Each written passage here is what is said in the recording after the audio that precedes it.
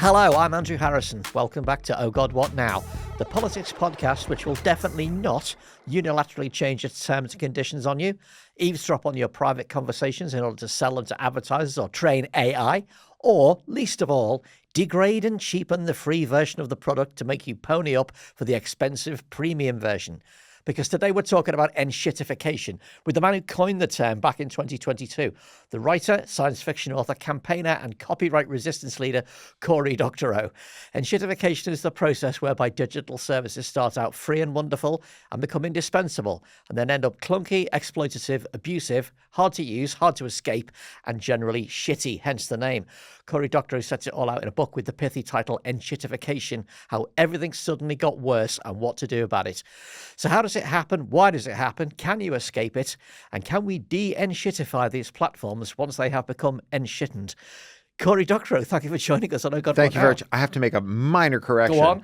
Canonically, it's disenshittify. Disenshittify. Well, I mean, sorry. the conjugation of shittification is going to be torturing grammarians for a very, very long... Enshittification, disenshittification, enshittificatory, anti-enshittificatory, anti-disenshittificatory. All right.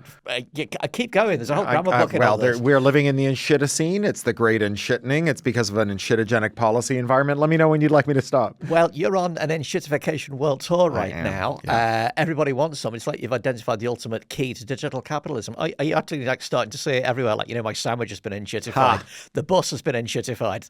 Well, it's funny. There is a group of people who, for reasons I don't entirely understand, really like the analysis and the word, but really don't want people to use it colloquially. Right. And who follow me around online looking for people who've used it colloquially so they can scold them on my behalf. Okay. And I'm like, come on, I am an English speaker. We speak a mongrel language. It has words that mean their opposite. Cleave means like join and separate. Beg the question means two opposing things. We can use words colloquially. Trying to police this is a mugs game. The only way that we can make it keep its precise technical meaning is to confine its usage to an irrelevant group of insiders. So I'm okay with people using enshittification to refer to their sandwich. It's fine. Okay, but it's quite galling, though, once you spotted it, to realize that you've willingly given Amazon, Facebook, Google, and all the rest of them, everything they need to enshittify your life. Once you spotted it out there, and it's like, this is the kind of phenomenon that's affecting everything.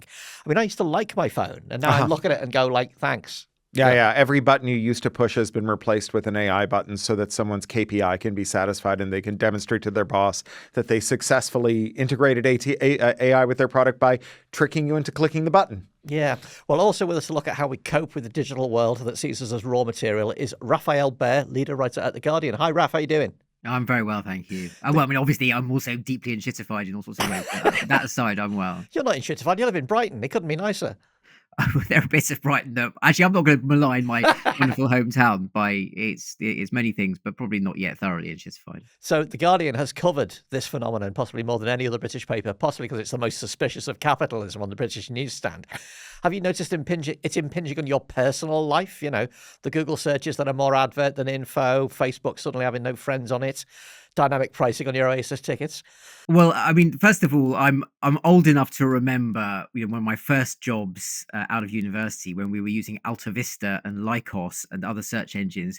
When suddenly someone said you should try this other one. It's called Google, and we all went, "Whoa, this is way better than anything we've used before." So I feel like I've seen the full arc of Google because now.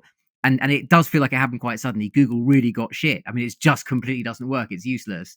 And worse than useless, because the first thing you now get with a Google search is the prompt saying, here is an entirely misleading hallucination that AI has conjured up vaguely related to what you searched for. Wouldn't you rather use that? It's like, no, I really don't want to use that at all.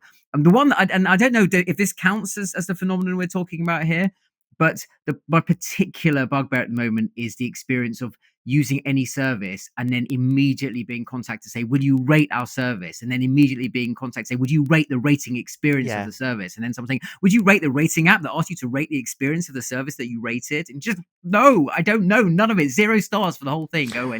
I bought an onion in Waitrose a couple of weeks ago and I got an email saying, will you rate this onion out of 5? How do you feel about onions? I'm like, I don't know. I think like canonically the way you ask that question is, how do you like them onions?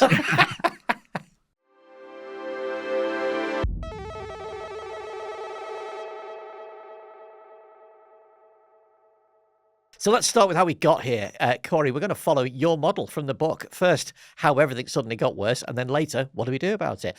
So, I mean, when did you first start noticing this phenomenon as Dr. Enshittification?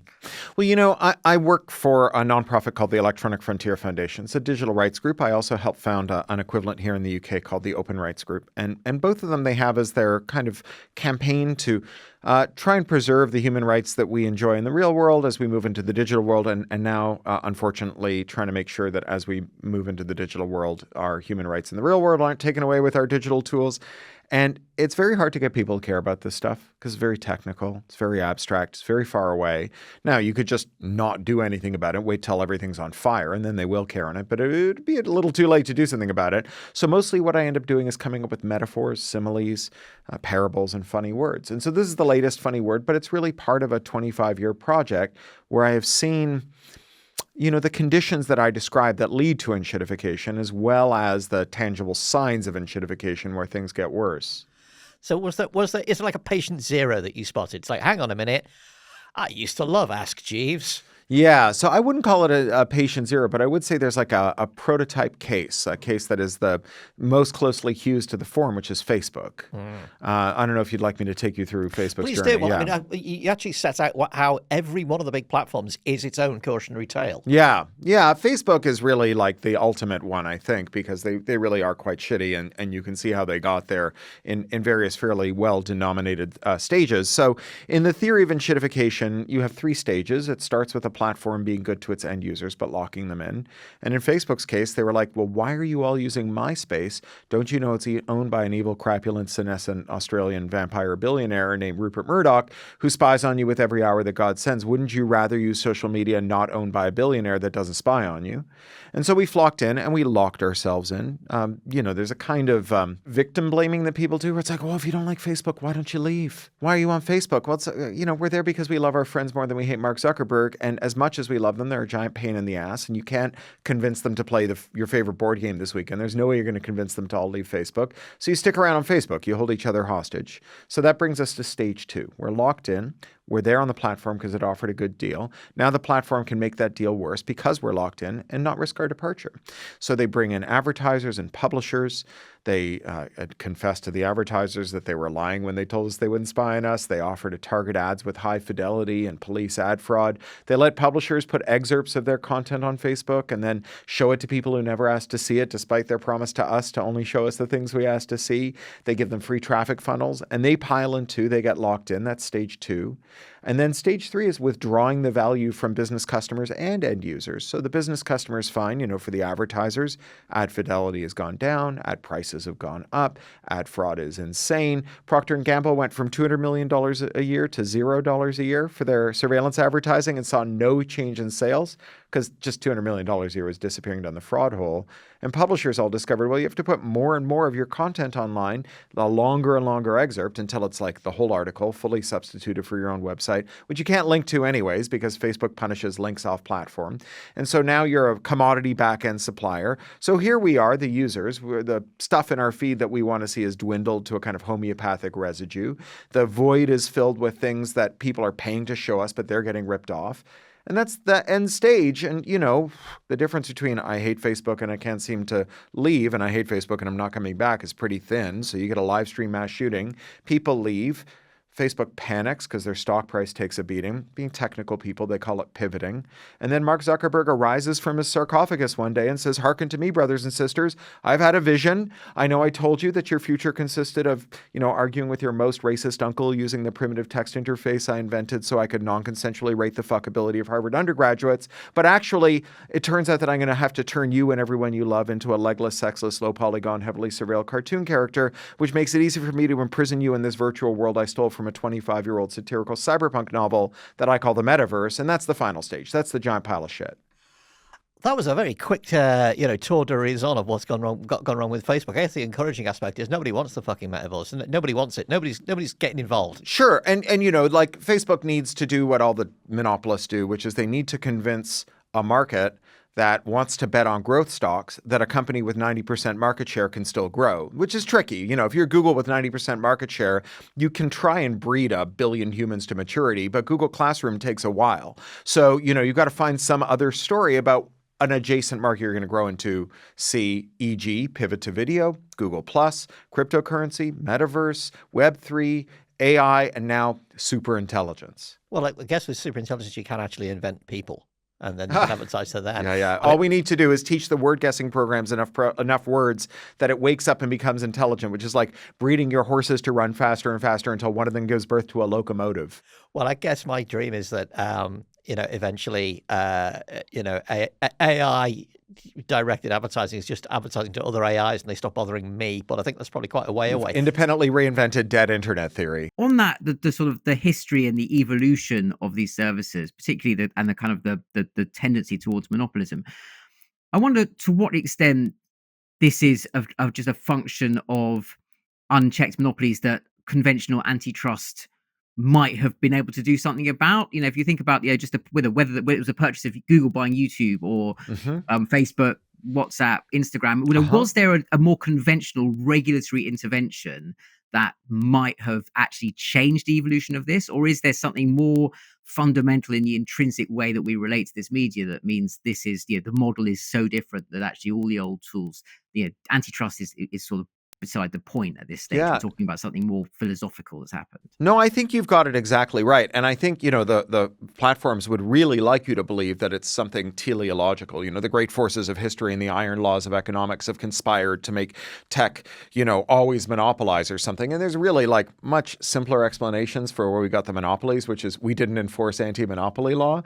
And there's really simple explanations for why the platforms abuse us, which is that, they can, right? They don't have to worry about competitors because they bought them, as you say. We have Facebook buying Instagram and WhatsApp, Google buying everything, right? Google has only made one successful consumer product. It was a millennium ago when they made a search engine. Everything they've done in-house since, almost with that exception, has failed. They're not Willy Wonka's Idea Factory. They're rich Uncle Pennybags buying other kids' toys, right? So they have, bought and deployed a mobile stack, an ad tech stack, a server management stack, maps, docs, collaboration, satellites, all of these things. They're other people's companies, right? And the acquisitions would have been unlawful, in fact, are unlawful according to the black letter of the law. But we just turned a blind eye to it because Thatcher's favorite economist said monopolies are efficient and we should just let them happen. And then when you let companies monopolize, they capture their regulators because a cartel of 5 companies finds it really easy to decide what to tell the regulator. And boy, do they have a lot of money because they don't compete. They divide up the market like the Pope dividing up the New World. Google paying Apple $20 billion a year not to enter the search market. And then when they don't have to worry about regulators or competitors, they can also get the regulators to let them use IP law to stop new people from entering the market by reverse engineering their products and making complementary goods that protect our privacy or stop them from stealing our money. And then, if they can really capture their market, they don't have to worry about their workers, who used to be quite powerful because they were scarce and valuable. But supply catches up with demand, and you've got only a few employers. And, they're using the story about AI being a software engineer, which it isn't and won't be, to terrorize these workers. And, these workers who used to say, well, I didn't miss my mom's funeral just so I could wreck this product that I built for you.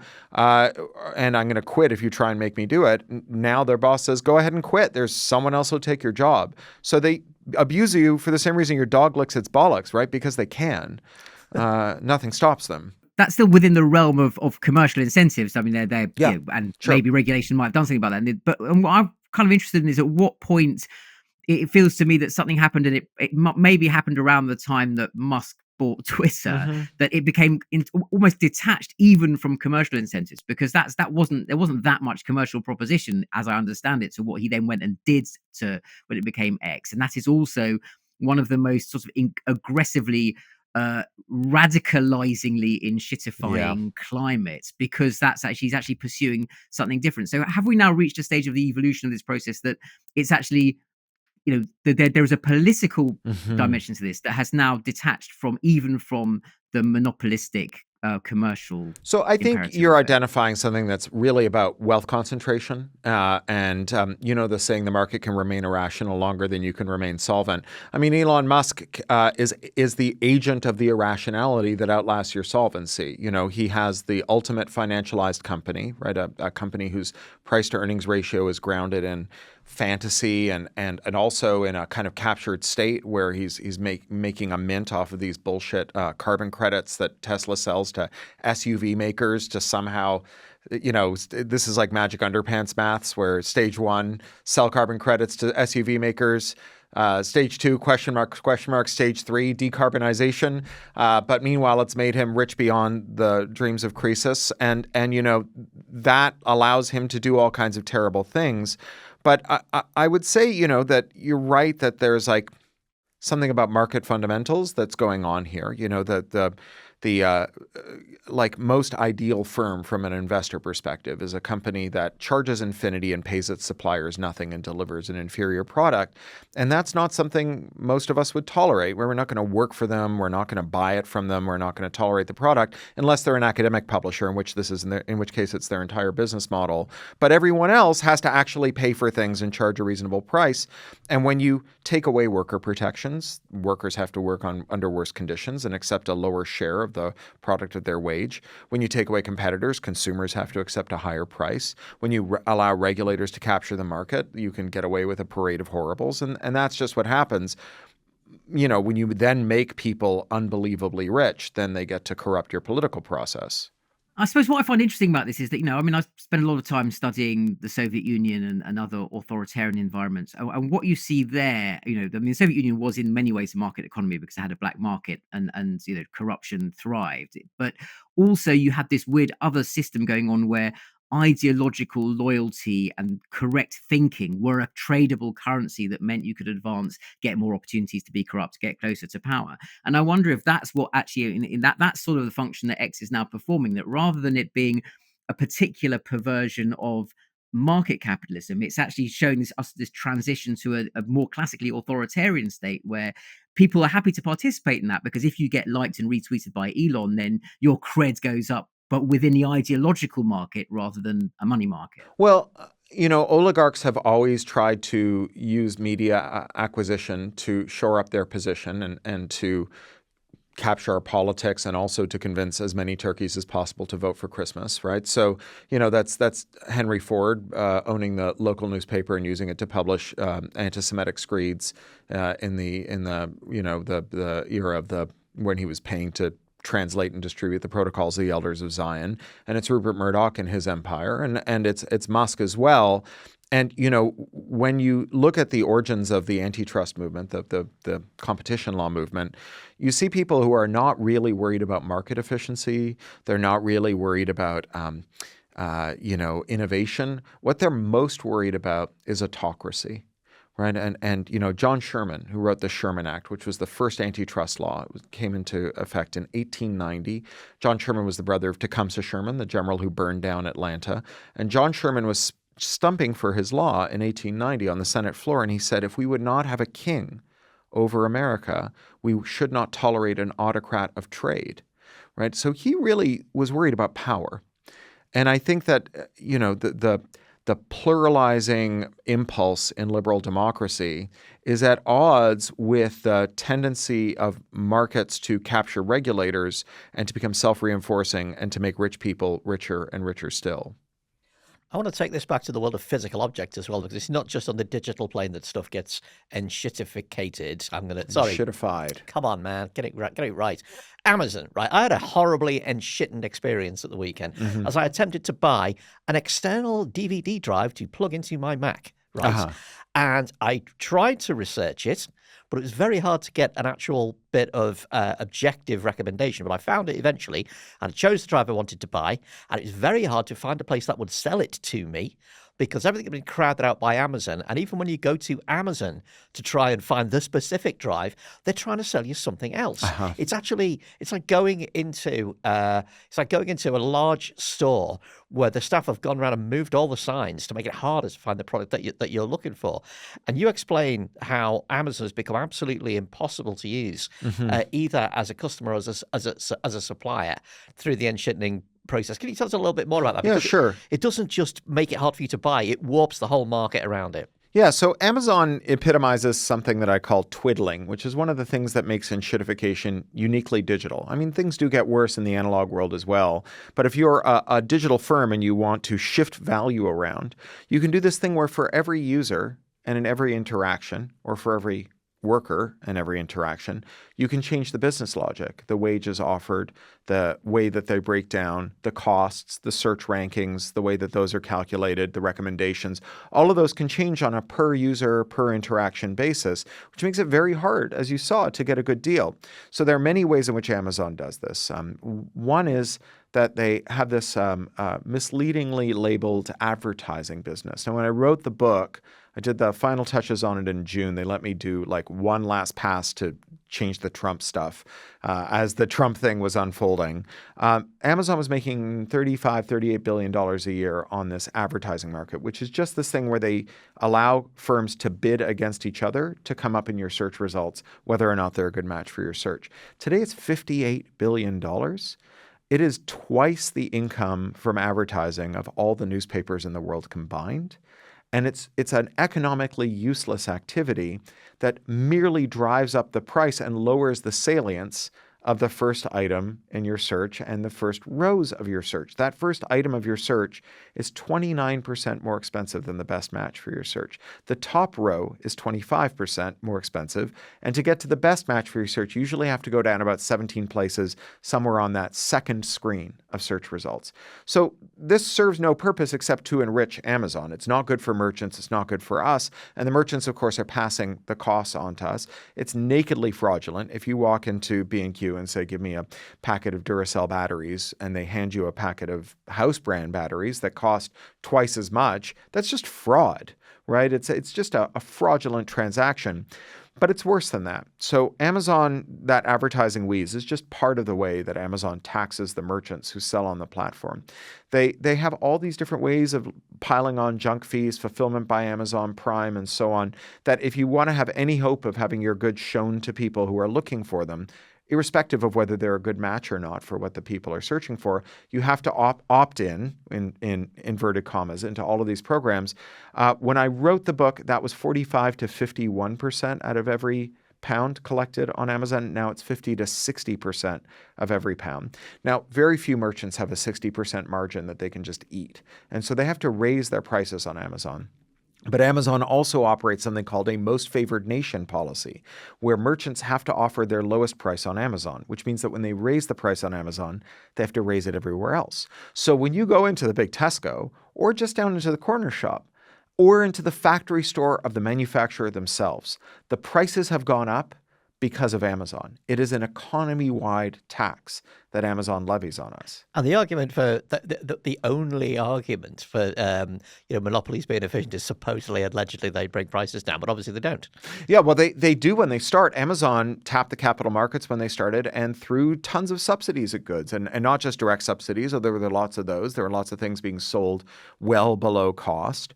But also they offered subsidies for returns, no-cost returns where they covered the postage. They still have no-cost returns where they cover the postage. Now they put that onto the merchants. And the difference is that the merchants can't afford it, so they have to charge us more. And so this is us paying more too.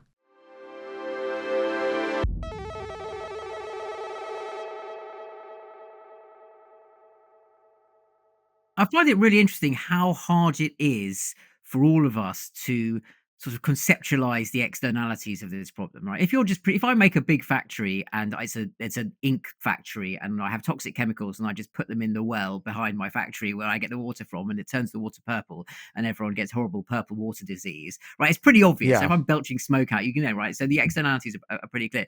And it does seem to be a big problem that if part of the product, the Amazon product, is in quotes, convenience. And so people will probably swallow a fair amount of price gouging, even though they don't necessarily know it's there. They get it, comes to my door, I want it, I click it immediately, and that's the last I have to think about it. How you're then explaining to people what the cost in terms of, well, actually you also like having high streets, you also like human interaction, you also like having small to medium-sized enterprises that are the kind of middle strand of your economy. It's politically, it's a really hard message to organize around. Can I slightly disagree?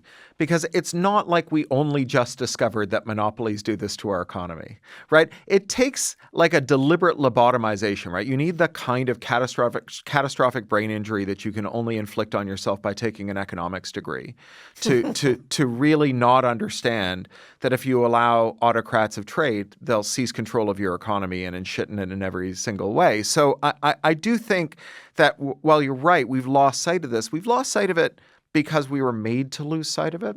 And we've also been made to embrace a kind of vulgar Thatcherism. So we all know Thatcher's famous maxim, there is no alternative. And this is something that Amazon and Google and Facebook and Apple would have you believe, that there's no way for you to have friends without Mark Zuckerberg listening in on your conversations, no way for you to conveniently shop for goods without all of these externalities you're describing, no way for you to have a phone that works reliably without 30p in every pound being sent to Cupertino, whether or not it's two British people exchanging value for something being produced in the United Kingdom. No way for you to search the web without telling Sundar Pichai what color underwear you're wearing, right? And of course these things are separable. I mean, what feels again to me that's happened here to an extent is that we're now a couple of decades into this process that, when you and I first met, which I think we've established was sort of about 2003, Yeah. It was still possible to believe that this new technology was so transforming of social interactions and culture that you could be quite, for want of a better term, misty-eyed and idealistic about its potential. And we were talking about, the fact that that censorship was impossible because the internet would route around it, that China would have to democratize because once you've empowered, all the networks, the kind of the old clunky state authoritarian model was just necessarily going to be obvious. I mean, we don't need to rehearse all the arguments that around at that time. To what extent, but also don't be evil, as you just mentioned earlier, the idea that we could really think that Google was somehow projected some notion of virtue that was distinct from just a new business that was going to succumb to all the temptations of big business once it got big enough.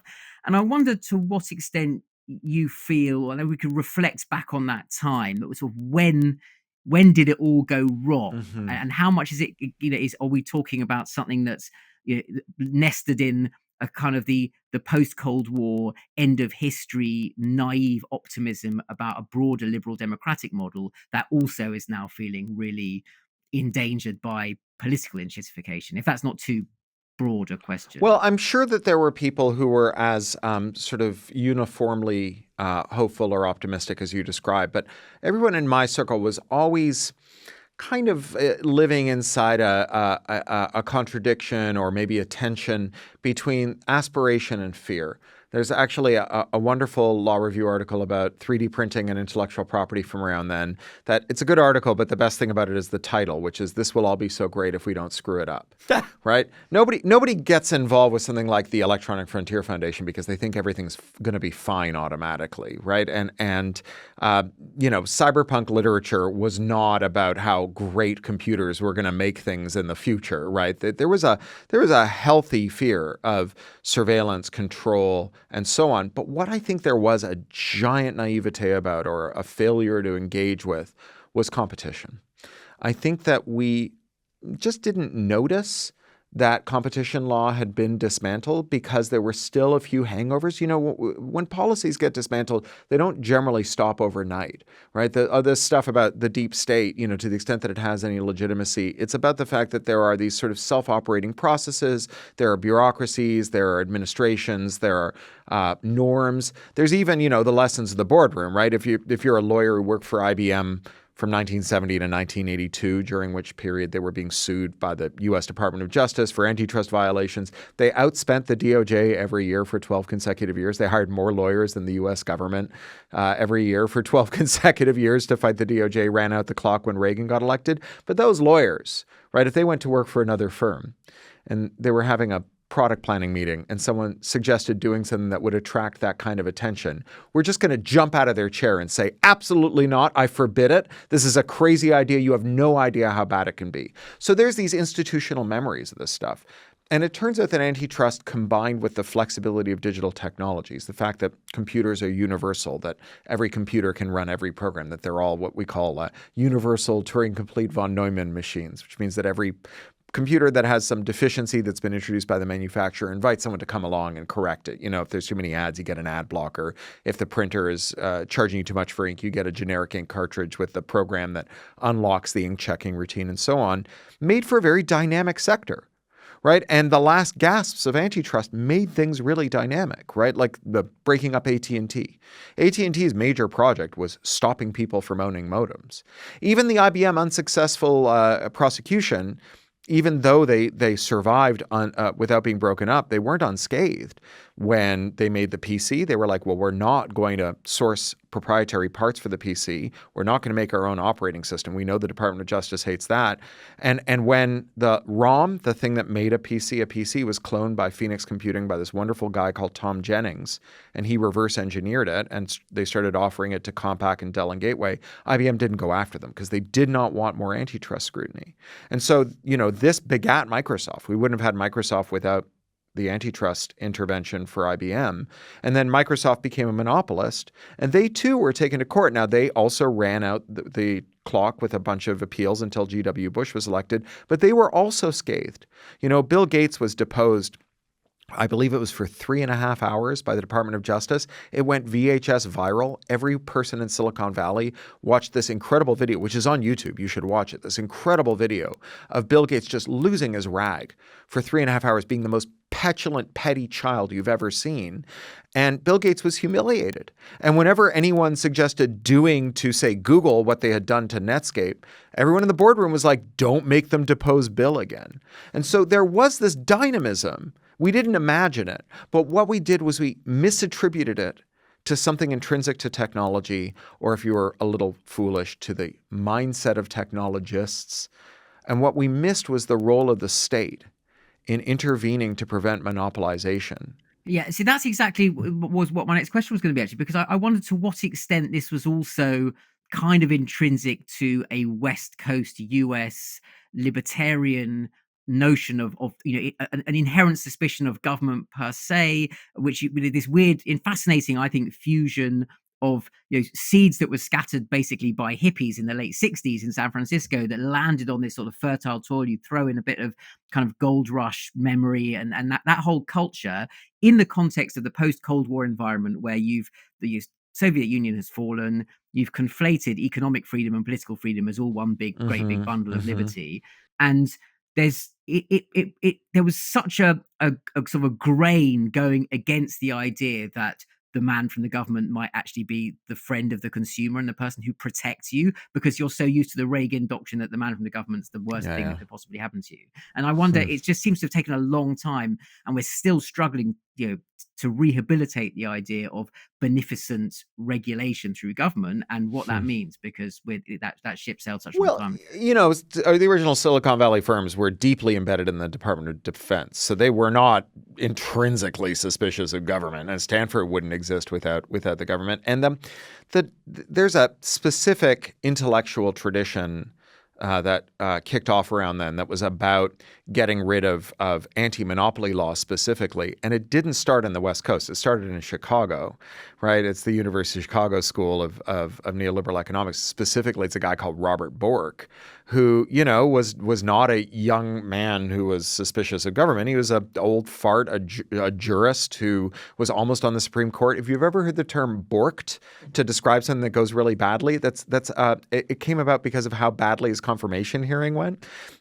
Funnily enough, the only privacy law that has been updated in America since the 70s is a law that was passed for him It's a law that prohibits video store clerks from disclosing your VHS rentals, because that happened during his confirmation hearings. Turned out he had very good taste in movies. Everything else about him was despicable. But Congress got worried about their own VHS rental histories being disclosed. We haven't had a new privacy law since then. So look, there are tons of libertarians in Silicon Valley. Like that, it would be ridiculous to deny it. But this was much bigger than that. And it's the Adam Smith Institute.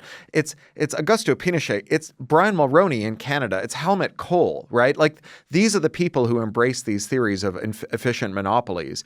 And they didn't just have like a kind of talking shop where they would make up these theories and just say it. They had all this math that was just nonsense. Like there's a thing called industrial organization theory that predicts that if you have a company that has a horizontal monopoly, right? So you own all the search engines, right? All the searching is you, and you've paid Apple $20 billion to be the search market and so on, that you can buy something in your vertical chain, so a supplier, and that because you want to defend your price gouging in the horizontal monopoly, you will never price gouge on the vertical monopoly. It's just wrong. But this is the basis on which we let Google buy DoubleClick, right? And this was like proved with, like lengthy mathematical treatises. It wasn't just like hippies, like reading Heinlein novels and saying, screw the government, right? This was like, these were very respectable mathematicians who won any number of fake Nobel Prizes in economics. Where is ChatGPT on the Enshittification curve? Because this feels like this is an early platform, an early stage of the whole thing. And it's already destroying the existing internet's business model by sucking in all the web pages without any adverts. It's a fantastic thing if you're a user at the moment, because you can write your college essay like in a flash and then go and get drunk. For some values of fantastic, sure. Yeah, but we're at a very early stage of the curve, are we not? So here's the thing. First of all, I think the fact that they're cramming ChatGPT into everything you use is a demonstration of the kind of too big to care phenomenon of firms that know that you're locked in. They can do things that are bad for you. Really, the audience for ChatGPT is not you. It's the market, because they want to show that they can still grow and that they shouldn't be revalued as a mature firm. And so they just want you to use it, but they don't really care whether you like it. It's like those other things, pivot to video and so on. But the most important, and I should say ChatGPT is very enshittifiable in the sense that, or more broadly AI products, because they do make these errors. There's no way to stop them. And that means that there's no way to distinguish between the instance in which the firm provides you with a product that makes an error that costs you a lot more money. Like say you run a query and it uses 25 tokens instead of the expected 2, and you get billed 12 and a half times more than you thought you were going to get billed, right? They can say, oopsie doopsie, that was just, a hallucination. Boy, nobody understands how these LLMs work. And, if you ask for a product recommendation and it recommends a product that is kind of self-dealing where the firm gets a higher payout, an affiliate fee, and it's an inferior product, you can say, these AI models, they hallucinate. So you have all that opportunity. But the most salient thing about these AI products is that the sector has spent $600 to $700 billion in capital expenditures. They have committed a further $1 trillion.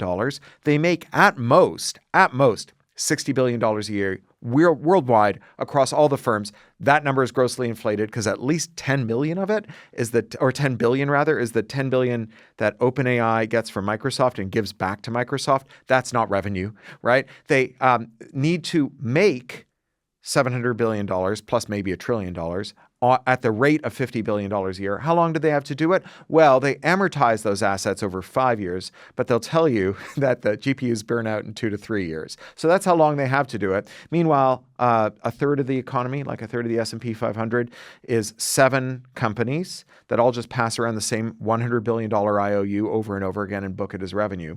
They're just going to collapse, right? That's the most. We're going to have lots of lovely empty data centers to keep us warm in the meantime. So that's fine. Yeah, you're not wrong. I mean, I think we'll have GPUs at 5p on the pound.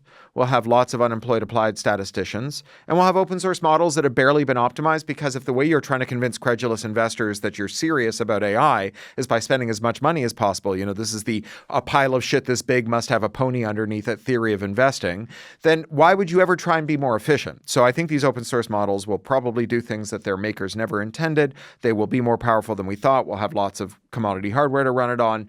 But, this thing where you're getting a 98% subsidy on your slop queries is just not going to go on forever. As they say in finance, anything that can't go on forever eventually stops.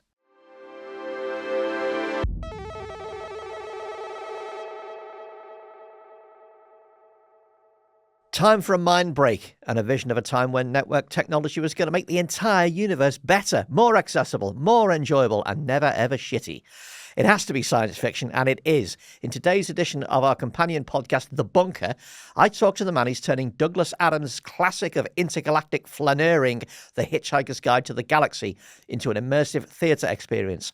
Arvind Ethan David was Douglas Adams' friend and protege, and he tells me why it's the right time to turn Arthur Dent, Ford Prefect, and Zaphod Beeblebrox's road movie in space into a play that you can walk through, and why the guide itself predicted a better version of the internet than we actually ended up getting. The play is on now at Riverside Studios in Hammersmith, London.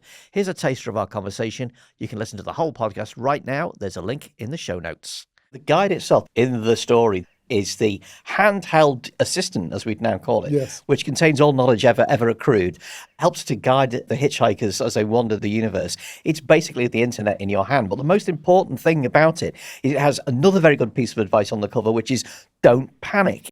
What's astonishing is when Douglas came up with the guide, the internet didn't really exist. This is 1979. And more than that, the guide is a cautionary tale because in the later books in the series, it gets taken over by a big evil corporation that prioritizes profit over all else. Yes. And it sort of stops caring about whether it's factually accurate. It famously says, if the guide differs from reality, reality is at fault. The guide is always correct. And sets about just destroying the earth and the universe in search of profit. Now, if that isn't a description of social media, then I don't know what is. That's the description of Enshittification. And we just had Cory Doctorow on Oh God, What Now talking about exactly that. How a device starts serving the user, then starts serving the businesses, and in the end screws both of them and decays.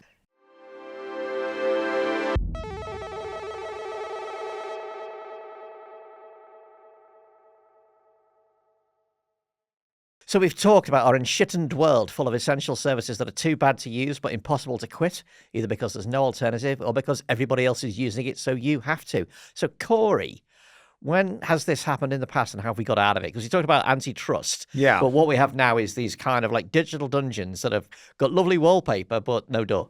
So, you know, in the past, we did have to do this. We had to do this with John D. Rockefeller, Carnegie Mellon, all these other horrible monopolists that, you know, captured various parts of the global economy and the American economy. And it's hard, right? It's much easier to prevent monopolization than it is to roll it back. As we said earlier, IBM was able to outspend the U.S. government for 12 consecutive years. But we do have some tools that are available to us now that weren't available then. You know, the 50-pound note in your pocket, I'm sure you have a pocket full of them, has a picture of a... You don't know podcasting. has a picture of a very important fella, a guy named Alan Turing. Alan Turing is best known for something called the Turing Complete Universal von Neumann machine, the computer that can run every valid program. And what that means is that we can take these products that have trapped us and carve our own escape hatches out of them. You know, if you're stuck in, say, MySpace, and Mark Zuckerberg wants to let you out, this is what he did. He gave you a bot, and you gave that bot your login and password, and it would go to MySpace several times a day and impersonate you, grab everything waiting for you, put it in your Facebook feed, and then you could reply to it and push it back out again. So you didn't have to choose between the friends who are still on MySpace and the superior experience you were getting at the time on Facebook. We have that opportunity now. The only reason we're not doing it is that the U.S. Trade Representative, for the past quarter of a century, has arm-twisted every single one of America's trading partners into passing what's called an anti-circumvention law, which is a law that prohibits modifying technology without permission. Now, there's a giant market opportunity here. Apple and Google take 30p in every pound on App Store payments. Printer ink, which you can no longer buy generic printer ink and get it to work reliably because you can't change the software in your printer without breaking anti-circumvention law. Printer ink is now the most expensive fluid you can buy as a civilian without a permit. At $10,000 a gallon, it would be cheaper to print your grocery list with the semen of a Kentucky Derby winning stallion, right? So these are markets. These are markets Business opportunity that people could move into. Well, maybe not the stallion semen, but cheaper ink, absolutely. And the case for maintaining these laws has gotten very weak because the reason that we all agreed with the U.S. Trade Representative's demand to protect these rent extraction rackets from American firms is because they threatened us with tariffs if we didn't do it. Well, if someone tells you, do as I say, or I'll burn your house down, and then they burn your house down, you don't have to keep doing what they say. So essentially, to boil it down a little bit there, you're saying we can basically crack these systems and we can go to better replacements. And make a lot of money doing it. But it doesn't seem to be happening. I'm old enough to remember when, everybody flooded from MySpace to Facebook in what felt like a weekend. It was like pulling the plug out of the bath. You could always hear the gurgle as everybody moved over. Where is the replacement, the less hateful Facebook? Where is the replacement Google? Where is the other Apple? So where's the other Amazon? This is the fourth phase of enshittification that you describe, which is they die, the big bad companies die. They ain't dying. So here's the thing. Why would anyone build the alternative to Facebook if there's no way to leave Facebook, if you can't do unto Facebook as Facebook did unto MySpace? That's like building housing in West Berlin for people in East Berlin, right? It doesn't make any sense unless there's some way for them to move in.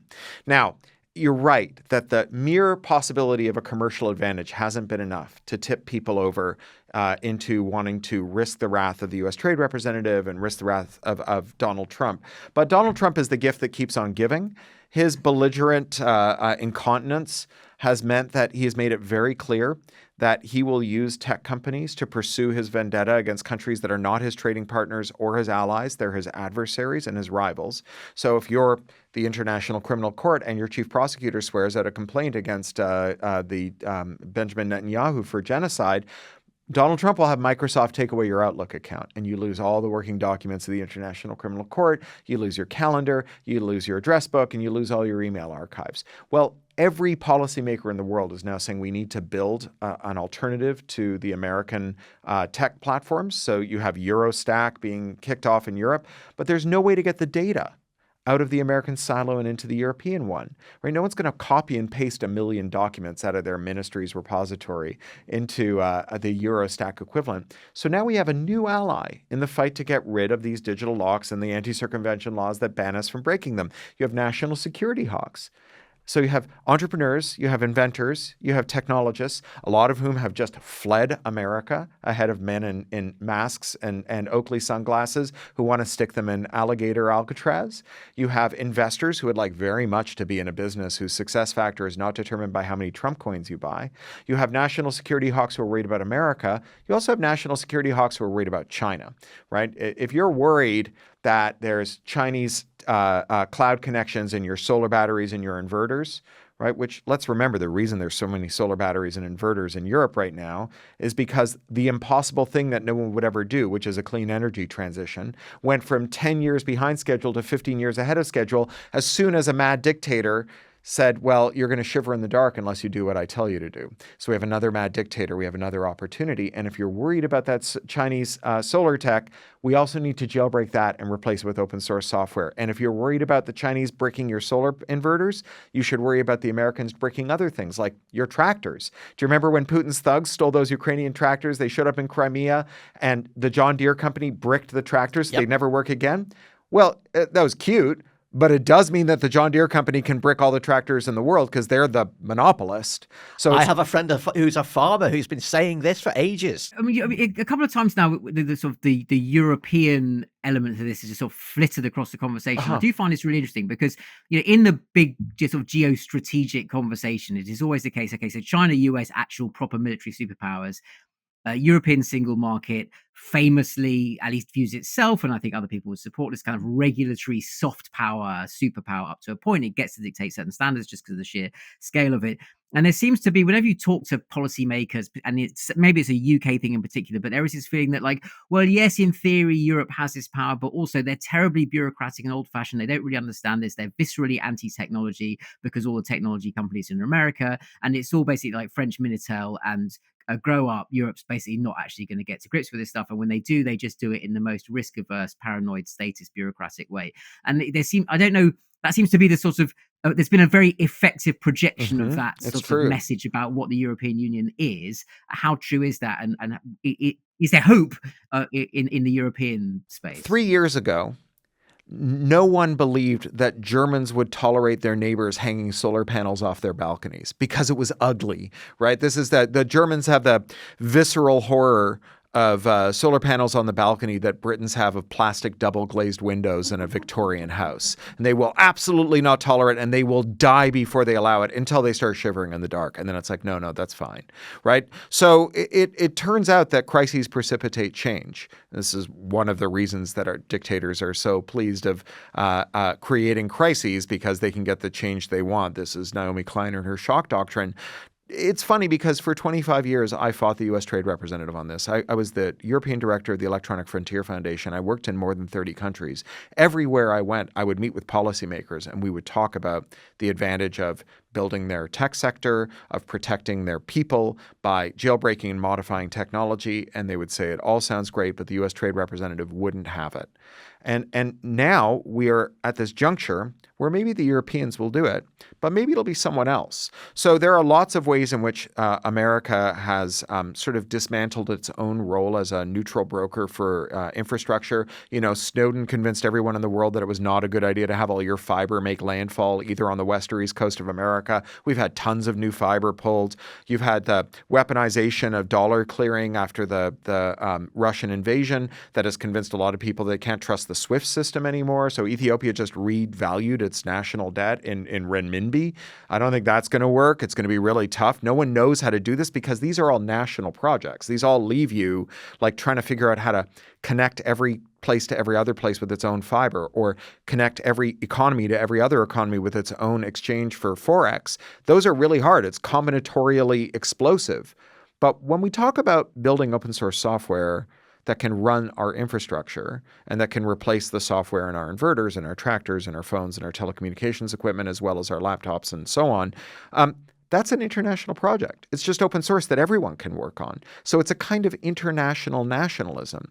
And the difference is that whichever country does this first doesn't just get the national security benefits, which we will all get, and the consumer surplus in the form of lower prices, which we'll all get. They get the industrial policy. They get to be the country that exports the product that lets anyone refill the ink, or lets anyone fix the car or the tractor or the ventilator, or that lets you install a third-party app store. You know, at a certain point, you're going to be able to just go to a firm and buy from them the thing that reliably jailbreaks phones and allows you to install a third-party app store and sidestep the 30% app tax. And everyone who wants to make an app store in the world will buy that product from that firm. And that country will have the relationship to app stores that Finland had to mobile phones for 15 years. The difference being that you don't have to expend any of the capital to make the phone. You can just take the profitable part without any of the expenditures. So it's a wonderful business. One country, some country, is going to defect and do this. And when they do, they're going to open the floodgates. So what's going to happen, Raf, is Texit. That's the thing we're going to be worrying about for the next 15 years. I like that. Texit is very good. I've been calling it the post-American internet. The problem with Texit... That sounds like a Texan secession movement, It does sound like which actually might also happen. Right, it might. Well, we're running out of time. This conversation has been amazing. It's been like jumping on a very fast galloping horse as it gallops into the future, and I may need to have a lie down afterwards. But I want to ask you, Cory, before we wrap up, a lot of our listeners will be like thinking this conversation has taken place at the level of international regulation, at the level of negotiation and tariffs and trade wars, all these massive thunderclouds above our heads. Is there anything that like Joe and Josephine podcast listener can do? Yeah, if you want to make consumption choices that make your life better, you should do it. But don't kid yourself that voting with your wallet is going to make a difference to the system, right? The reason billionaires want you to vote with your wallet is they have a bigger wallet than you do. And so they know they're going to win that vote. So by all means, like go out and like, if you'd like to shop locally, shop locally. But there's a great bit in Zephyr Teachout's book about monopolies, Break 'em Up, where she says, look, if there's a big protest down at the Amazon warehouse, but you don't want to make your sign with markers you buy from Amazon, and so you drive around for 2 hours looking for an artisanal marker store, and you miss the protest, Jeff Bezos wins that round, right?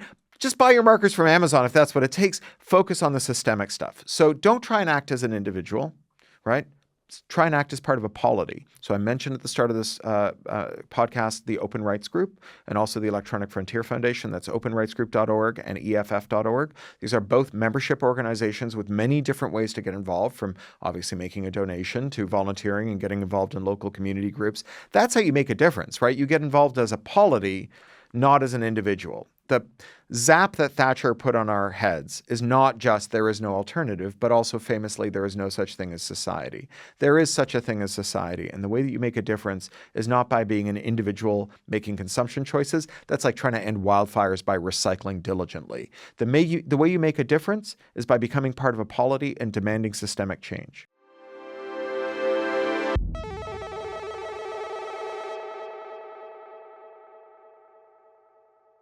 Well, we've reached the end of the show, and you know what that means. Time for the brandy, port, or sherry of Oh God, What Now? That is Escape Routes. Right. Where we reveal the books, TV shows, music, movie, theatre, anything else, cultural distractions that take our mind off politics. Cory Doctorow, what have you got? So my latest favorite warm bath that I like to slide into is a podcast from the folks who make Trash Future, wonderful lefty comedy tech critical podcast. They've started another podcast called No Gods, No Mayors. Its operating thesis is that the highest office to which a genuine oaf can aspire is the mayoralty, and that the biographies of mayors around the world are full of people being terrible in ways that are extremely funny. And so every week it's a biography of a mayor. And what for me it does is it scratches my politics urge, which I just have to be thinking about politics, but it doesn't make me anxious because the stakes are so low. And it's just great. And they're very funny, charming people. It's Riley Quinn, who's a Canadian who lives here in London, November Kelly, who's a comedian who lives in Glasgow, is like an incredible polymath. And it's Maddie Lubchansky, who's a graphic novelist in Brooklyn. And they're just such nice people, and they're so very savagely funny. And the mayors that they find are such oafs. Although canonically, the plural of oaf in their podcast is oves, which is a thing I like very much, I have to say. It really tickles my word coining bone. And I could listen to it all day long. I can't believe they didn't call it an absolute mare, but I suppose you have to be English to do that, don't you? Raf Behr, what's your escape route for this week? So I recently saw a touring production of Fiddler on the Roof, and regular listeners will know that I have a bit of a soft spot for musical theatre.